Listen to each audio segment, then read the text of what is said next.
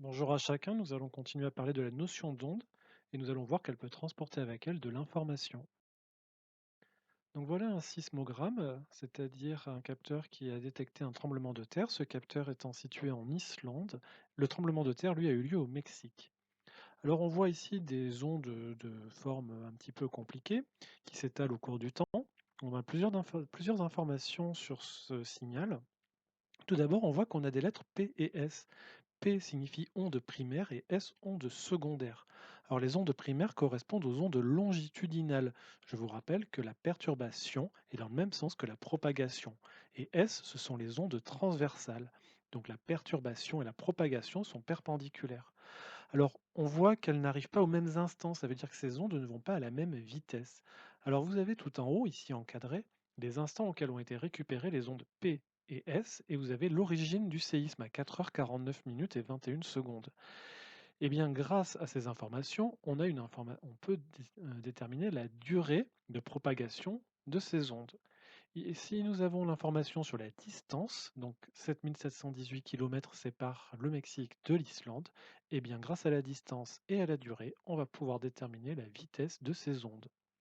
Une autre information qui apparaît sur ce signal, c'est la magnitude. Ici, 8,1 sur l'échelle de Richter. Alors cette magnitude, on peut la déduire grâce à l'amplitude, c'est-à-dire la déformation verticale du signal, et on accède à la magnitude grâce à une pirouette mathématique dont on ne parlera pas ici. On peut également déterminer la profondeur à laquelle a eu lieu le séisme. Pour cela, eh bien, il faut trianguler, c'est-à-dire avoir plusieurs capteurs, et on va avoir une information en 3 dimensions, d'où le nom triangulé, trois côtés.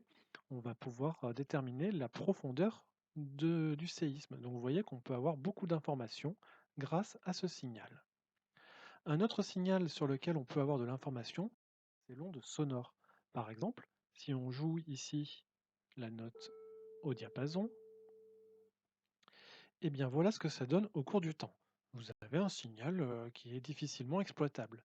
Mais avec un traitement mathématique qu'on appelle une transformée de Fourier, on peut déterminer la fréquence, c'est-à-dire le nombre de fois que les molécules d'air vont vibrer par seconde. Et ces vibrations sont de 440 Hz. Donc les molécules d'air qui se sont propagées entre le diapason et votre oreille ont oscillé 440 fois par seconde. Et bien cette fréquence, on peut l'assimiler à une note, puisque vous avez ici une échelle de fréquence en Hertz qu'on peut associer à une note. Alors par exemple, 440 Hz, voilà, correspond au La. Alors la notation ici est une notation anglophone, je n'ai pas trouvé de notation do, ré, mi, fa, sol, la, si, do, mais le A correspond à un La, et ce La correspond à cette note sur la portée. Donc vous voyez que finalement, cette note qu'on a jouée au diapason va pouvoir trouver de l'information chiffrée grâce à la fréquence que l'on va même coder ici pour les musiciens. Alors l'onde sonore, vous savez, elle se propage dans un espace limité. Plus vous êtes loin, moins vous entendez le signal sonore. Cependant, on peut vouloir entendre une onde sonore, par exemple, dans sa voiture. Or, l'émission, elle, a lieu à des centaines de kilomètres du poste radio. Alors, comment est-ce qu'on fait pour transporter cette onde? Eh bien, on va utiliser une onde électromagnétique qui est l'onde radio. Et on va voir que cette onde radio, on va pouvoir mettre du code, de l'information, comme par exemple le titre du morceau que vous écoutez ou le style de musique que ça représente. Et vous avez ici une information 106.7, par exemple votre station favorite et que vous écoutez chez vous. Alors 106.7 ici, ce ne sont pas des hertz mais des mégahertz. Donc méga c'est 10 puissance 6, c'est millions de hertz. Donc une information qui oscille 1 million de fois plus que l'onde sonore. Alors ça, ce n'est pas l'onde sonore mais l'onde électromagnétique qu'on va utiliser, l'onde radio. Alors comment est-ce qu'on peut combiner une onde sonore et une onde électromagnétique pour porter de l'information? Eh bien, regardons. Vous avez ici une onde sonore, donc qui s'étale de l'ordre de 200 ou 400 Hz si vous voulez, comme la note que nous avons entendue. Une onde électromagnétique, elle, oscille beaucoup plus. Donc on va l'utiliser, c'est l'onde porteuse que j'encadre. Et quand on combine ces deux ondes, eh bien on va avoir un signal résultant qui va être déformé en amplitude, c'est-à-dire verticalement. Alors cette modulation, je peux également la réaliser en fréquence. Pour cela, je reprends mon onde sonore, je la multiplie par l'onde radio et cette modulation peut être modulée en fréquence, c'est-à-dire sur une base temporelle. Ici, vous voyez que c'est selon l'axe des abscisses qu'on va déformer notre onde. Eh bien, ces deux types d'ondes peuvent être utilisés pour la modulation d'un code. Je prends un code binaire à base de 0 et de 1 par exemple. Je le multiplie par une onde électromagnétique et vous voyez que l'onde résultante, eh bien, cette fois est modulée en fréquence, mais seulement là où j'avais des zéros au départ. Eh bien, à l'issue de cette combinaison d'ondes, que ce soit modulation en amplitude, en fréquence ou ici une modulation digitale, il va y avoir un capteur au sein de votre autoradio, par exemple, qui va réussir à récupérer cette information et la transformer dans le signal initial. C'est-à-dire, vous allez retrouver votre signal initial, donc votre onde sonore ou votre code binaire.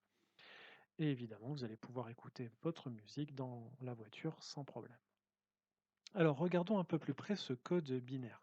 Vous l'avez à l'intérieur d'une télécommande. Donc, une télécommande, vous avez un petit signal lumineux, en fait une onde électromagnétique dans l'infrarouge qui va se propager. Alors cette onde électromagnétique, quand elle est envoyée, vous avez un signal sinusoïdal. Donc le capteur situé dans votre télé est prêt à recevoir une information. Cette information, eh bien, elle est binaire. Vous avez ici le signal, vous voyez, qui est soit au niveau bas, soit au niveau haut, qui correspond à des 0 et des 1. Ah, mon encadrement est un petit peu bas. Et ce code binaire est récupéré par votre capteur situé dans le téléviseur et va permettre de générer des signaux électriques qui vont activer une commande, c'est-à-dire qui vont vous faire changer la chaîne là où vous avez appuyé initialement. Donc vous voyez que vous appuyez sur un bouton, il y a une information à base d'onde qui circule, une onde électromagnétique récupérée par votre téléviseur, et votre téléviseur va enclencher tout un circuit de commande pour vous faire passer à la chaîne voulue. Donc ici, l'onde électromagnétique porte avec elle une information à base de 0 et de 1. Une autre onde, pour finir, qui transporte de l'information, c'est l'onde lumineuse. Donc la lumière visible, elle s'étale du violet au rouge. C'est aussi une onde électromagnétique. Donc le soleil, par exemple, type lumière blanche, si on regarde son spectre, il est continu. Cependant, cette lumière, si elle passe à travers un nuage de molécules ou une atmosphère, eh bien, on va avoir des raies sombres qui vont apparaître. Donc le spectre électromagnétique, ici, on dit qu'il est d'absorption. Des raies ont été absorbées. Alors pourquoi elles ont été absorbées? Eh bien parce que des molécules qui ont été traversées par la lumière ont absorbé le signal initial.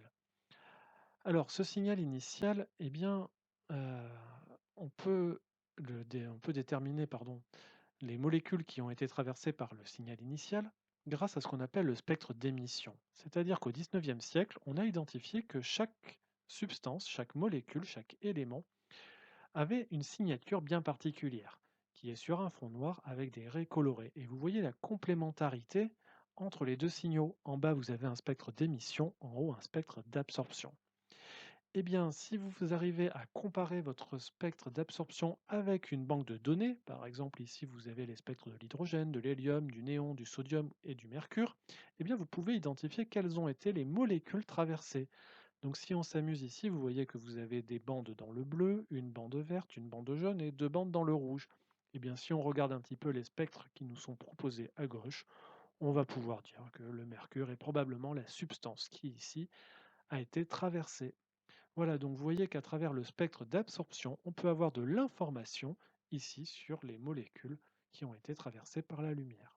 Donc on retiendra qu'une onde sonore, une onde sismique ou une onde électromagnétique type infrarouge ou lumière ou radio peut contenir en elle de l'information qu'on va savoir décoder ensuite avec des capteurs ou bien ici en faisant référence à des spectres. Voilà, fin de cette séquence.